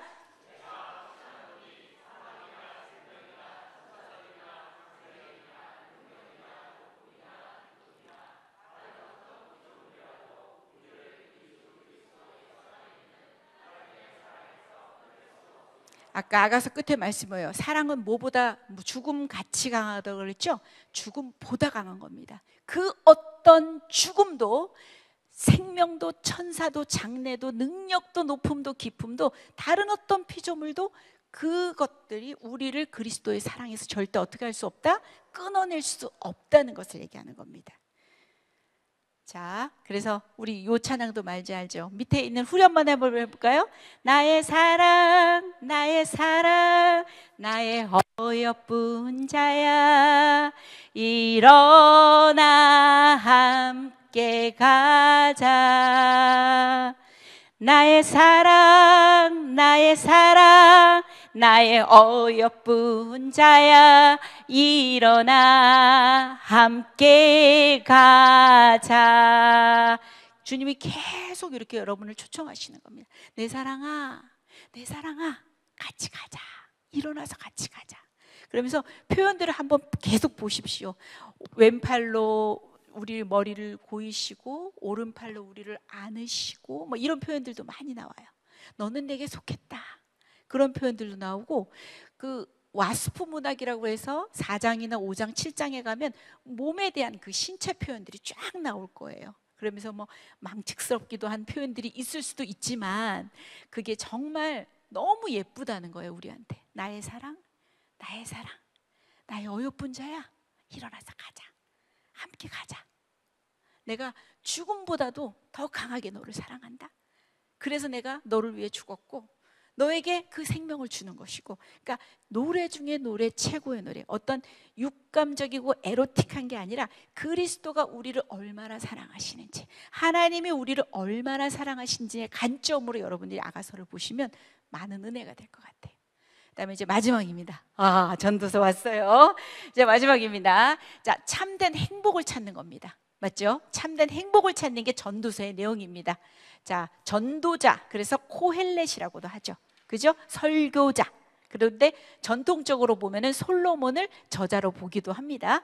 그래서 경험을 통해서도 탐색을 해보는 거예요. 그 다음에 관찰을 통해서도 탐색을 해보고 도덕에 의해서도 탐색을 해봤는데 보고 또 봐도 헛되고 헛되며 헛되고 헛되니 모든 것이 헛되구나. 그러면서 12장에 넘어가면 그 결론이 나와요. 전도서는 인생의 허물을 말하는 책이다. 맞아요? 틀려요? 아니죠. 뭐예요? 허물을 극복할 수 있는 방법이 있다. 그죠? 그거를 알려주는 게 바로 전도서입니다. 자, 전도자가 이르되 헛되고 헛되며 헛되고 헛되니 모든 것이 헛되도다. 이런 것도 외워놓으십시오. 여러분들이 정말 헛된 일에 신경 쓸 때 이거를 말해보세요. 헛되고 헛되며 헛되고 헛되니 모든 것이 헛되도다. 말해보세요. 진짜 우리가 헛된 일에 많은 수고를 하잖아요. 헛된 일에 많은 열심을 들이잖아요. 그죠? 외워놓으세요. 헛되고 헛되고 헛되고 헛되고.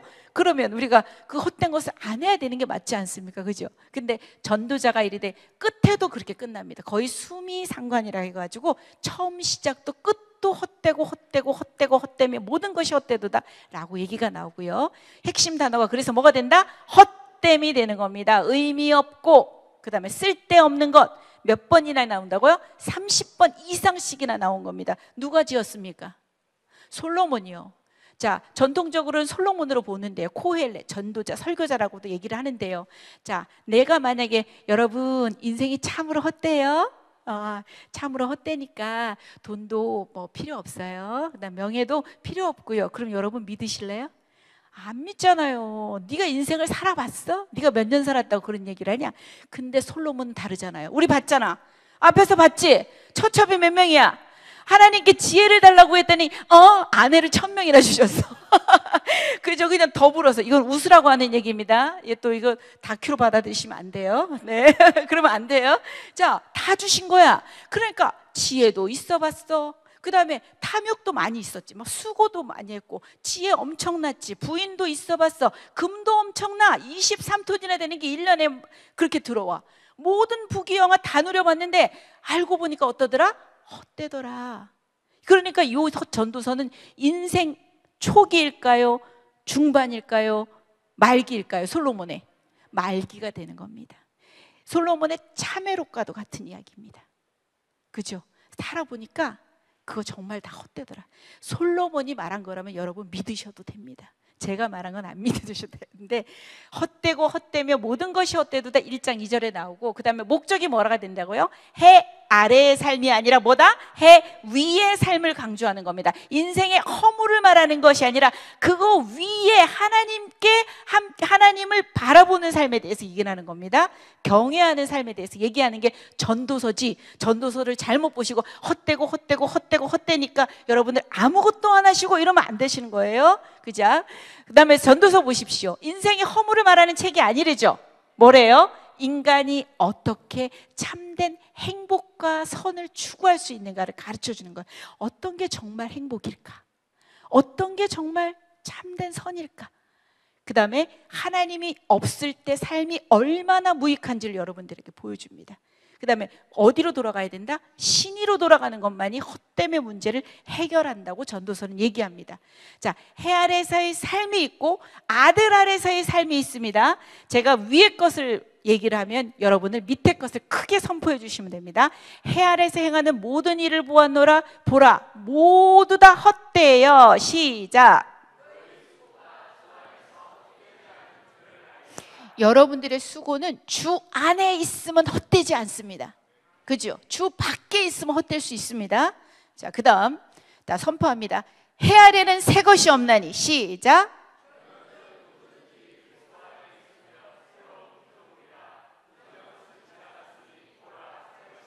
여러분이 그리스도 안에 있으면 뭐가 된다고? 새로운 피조물이라. 이전 것은 지나갔으니 보라, 무엇이 되었다? 새 것이 되었다. 해 아래서 새 것은 없지만 하나님을 경외하는 그리스도 안에서의 삶은 우리가 뭐라고 얘기한다? 새로운 피조물이라고 얘기한다. 자, 세 번째, 해 아래서 모든 사람은 죽는다. 시작.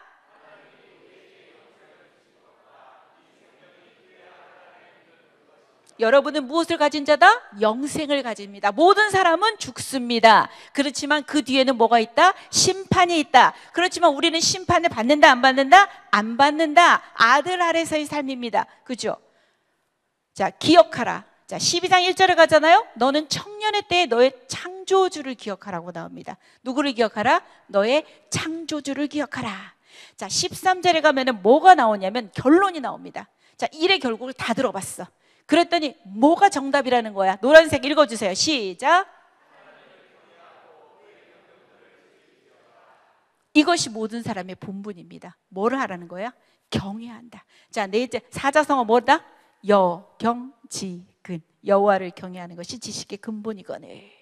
그것이 바로 여경지근으로 그냥 이으시면 돼요. 잠언도 전도서도 이렇게 이으시면 돼요. 여경지근, 하나님을 경외하는 게 지식의 근본이다. 그의 명령을 지키는 것이 우리가 허무하지 않게 사는 것이다. 이것이 모든 사람의 본분이다. 왜? 14절에 보면 하나님은 모든 것들을 심판하시는 분이다. 우리는 심판을 받지 않겠지만 믿지 않는 자들에게 모든 사람은 죽지만 그 후에는 분명히 심판이 있다고 히브리서 9장 27절을 말하고 있거든요. 그죠? 이런 하나님이라는 거야. 우리가 그래서 늘 창조주 하나님을 기억해야 되는 겁니다. 기억하고 우리가 주 안에서 하는 수고, 우리가 지금 제가 하는 이 뭐 작은 일도, 또 여러분들이 하는 모든 선한 일도, 작은 일도, 교회를 위해서 하는 것도, 모든 것들도 주 안에서는 헛되지 않습니다. 그죠? 자, 시가서 순서를 통해서 보는 영적인 프로그레스입니다. 진전을 통해서 가는데요, 시편이 하나님 안에서 사는 삶을 노래했어요. 자, 두 번째 잠언은 뭐라고 얘기해요? 읽어주세요. 시작.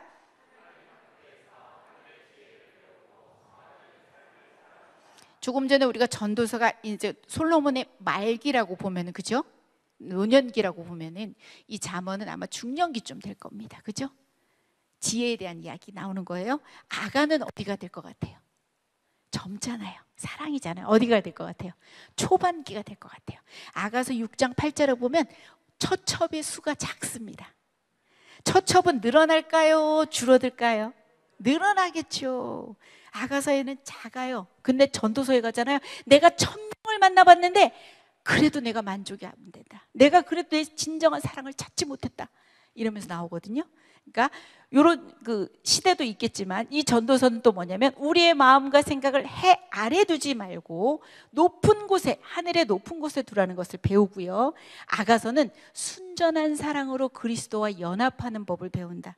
제가 들은 것이 기억이 나는데, 만약에 어디죠? 이게 잠언이 어떻게 보면 우리가 성막을 배웠잖아요.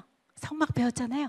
우리가 성막에 대한 설교를 목사님께도 들었지만 우리가 성막 그쪽 바깥들에서가 있었고, 또 성소로 들어오면 또 성소 안에도 있었잖아요. 그 다음에 어디가 또 있죠? 지성소가 있잖아요. 어떻게 보면 아가서는 아마 지성소 같아요.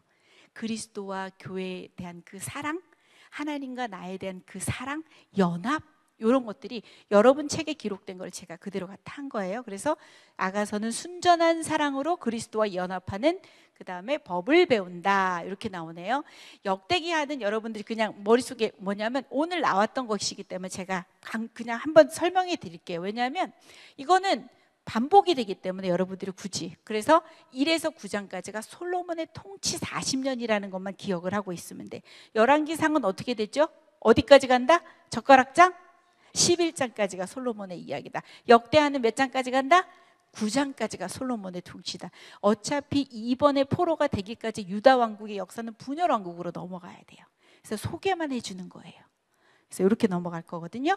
그래서 역대기는 제사장 관점에서 쓴 책이기 때문에 성전에 대한 강조가 많단 말이에요. 그 다음에 뒤에 있는 왕권은 뭐냐면 앞으로 유다 왕에 대한 왕권에 대한 이야기가 나올 거예요. 그래서 이렇게 나올 거고, 핵심 구절도 이렇게 나오지만 요거는 이제 첫 번째로 보세요. 솔로몬이 기도를 마치며 하늘에서 불이 내려와 가지고 그 번제물과 제물들을 사르고 여호와의 영광이 그 성전에 가득했는데 36장이 역대하의 끝이거든요. 그때는 뭐가 되냐면 예루살렘 성벽이 헐어지고, 그 다음에 하나님의 성전이 불타고, 이런 게 나오는 거예요. 이 핵심 구절 그냥 보기만 하세요. 다시 설명해 드릴게요. 그래서 핵심 단어가 뭐가 된다는 거죠? 성전이 된다는 거예요. 제사장적 관점으로 쓰여진 책이라는 거예요. 그래서 긴 내용으로 왔거든요. 아주 긴 내용으로 왔잖아요. 자, 여러분 그냥 제가 정리만 잠깐 한번 해볼게요. 간사님 제일 앞으로 한번 가주세요. 다시 한 번만 여러분들 머릿속에 넣는 거예요. 뒤에 거는, 앞에 거는 너무 좀 길어지니까. 오늘 통일왕국에는 3명의 왕이 있었어요. 누구죠? 사울 40년, 다윗 40년, 솔로몬 40년입니다.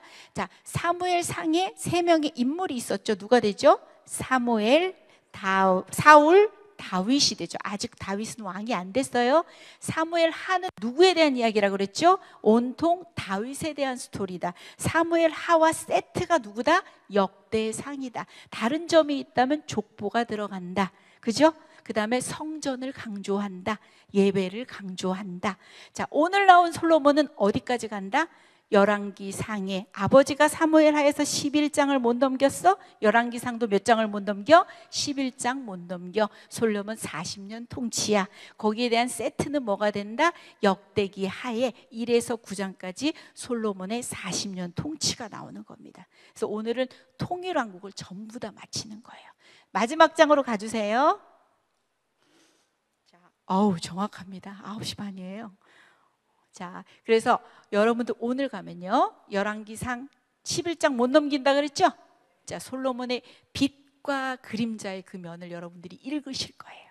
마지막 타락에 가까운 쪽을 읽을 거고요. 역대하는 몇 장까지 읽어야 된다? 9장까지 읽을 거예요. 시편은 여러분들 매일마다 제가 제시해 주는 거 있잖아요. 그대로 읽어 나가시면 될 것 같고, 읽어야 될 게 뭐냐면 잠언 31장 내용입니다. 그다음에 전도서 12장이에요. 아가서 8장이에요. 많이 되지는 않을 것 같아요. 요거를 일주일 동안 읽어내시고, 자, 다음 주는 자아상 때문에 아마 수업이 안 할 것 같죠, 그죠? 네, 그죠? 할까요? 아싸 했는데. 자, 다음 수업은 분열왕국 시대예요. 뭐 다음 주가 되든 그 다음 주가 되든. 그래서 수업 분량은 제가 여러분 저 소그룹 할 때는 2차시로 나눴는데 좀 벅찬 감이 있어요. 그래서 왜냐하면 유다 20왕들을 전부 다 외우게 만들 거고 연도수 들어갈 거예요. 근데 걱정하지 마십시오. 아주 명쾌하게 알려드릴 겁니다. 그래서 2, 3차시로 딱 그 진행을 할 거고요.